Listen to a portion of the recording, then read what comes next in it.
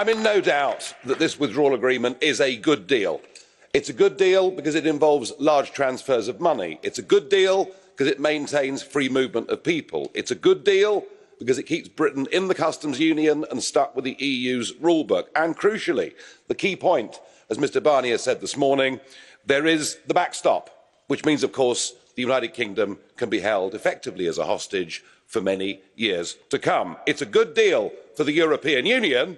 For the UK, I think it's probably the worst deal in history. Something, Mr Brok, that President Trump has noticed. And, by the way, he is a great respecter of the great nation states of Europe, and certainly no enemy of any single one of them. No, Mr Barnier, I have to say, I wish you were on our side, really, because it's game, set and match to you. You probably can't even believe your luck that you came up against the British Prime Minister who met every single demand of yours whilst at the same time trying to deceive the British public, and you took it to the big summit on Sunday, and in 38 minutes it was all agreed, done and dusted, and off to lunch.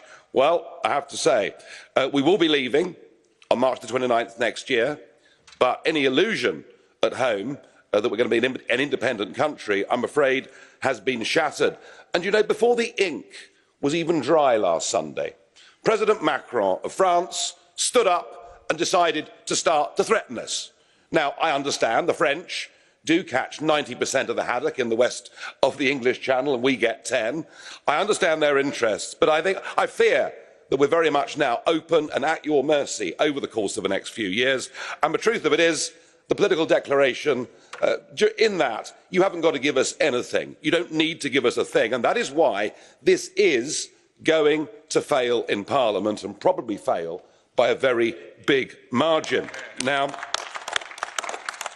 Mr Barnier, you say this is the only possible deal, but this deal isn't going to be accepted. So perhaps we all need to grow up and recognise that there is a strong chance now of the UK leaving on March the 29th with a WTO no deal. We need a negotiated deal to deal with sensible border issues. I wonder, Mr Barnier, are you prepared for that? Because you seem this morning to assume that the British Parliament is going to ratify this. It isn't.